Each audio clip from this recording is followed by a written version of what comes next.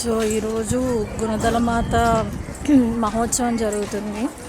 గత 3 days నుంచి జరుగుతున్నది మనకు తెలిసిందే.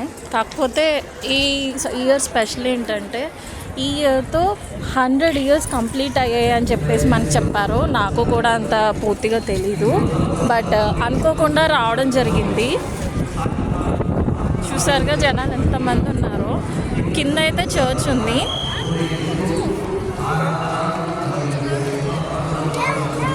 సో అన్ఎక్స్పెక్టెడ్గా వచ్చాను. నాకు కూడా చాలా షాకింగ్గా, చాలా ఎంబారసింగ్గా అనిపించింది. ఎవరు లేకుండా ఒకదాన్ని వచ్చాను ఏంటా అని.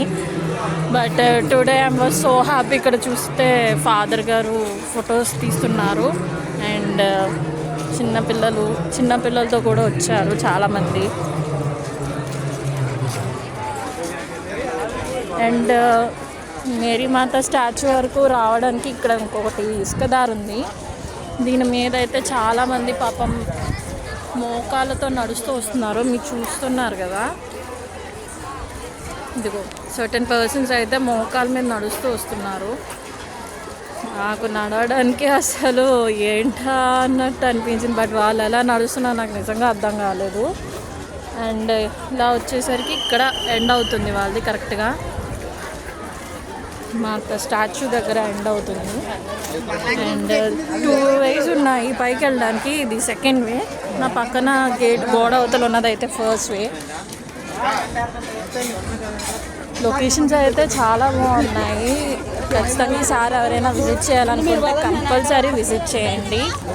ఓకే, ఇంకా పైకి చాలా ఎక్కాలి. నేను రికార్డ్ ఎక్కువ చేయలేకపోతున్నా. బట్ ఇక్కడ కూడా ఒక చర్చ్ ఉంది పైన.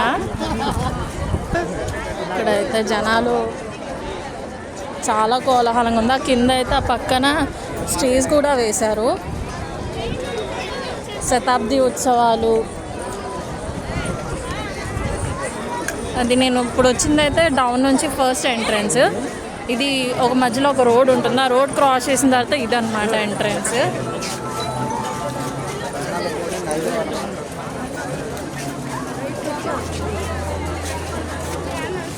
అస్సలు ఫుల్ రష్ ఉండుండే, ఫుల్ క్రౌడ్. అస్సలు ఇంతమంది ఎలా వచ్చారో నాయన అనిపించింది. Full crowd ఉండుండే. ఫాదర్స్తో అందరూ బ్లెస్సింగ్స్ తీసుకుంటున్నారు.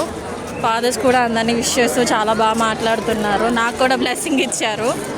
And this is the altar. అందరూ క్యాండిల్స్ బ్లో ఆఫ్ చేస్తున్నారు. అందరూ చేసినప్పుడు ఇంకా మనం క్యాండిల్స్ ఇవ్వడం అంటే ఎవరిది వాళ్ళది అనిపిస్తుంది. బట్ మాస్ జరుగుతున్నప్పుడు క్యాండిల్స్ అనేవి పీఠం మీద బ్లో చేస్తారు కాబట్టి, పీఠానికి సైడ్లో పెడతారు కాబట్టి. సో వెలంకని మాత స్టాచ్యూ ఇది. ఇందాక మనం చూసింది గుణదల మాత స్టాచ్యూ.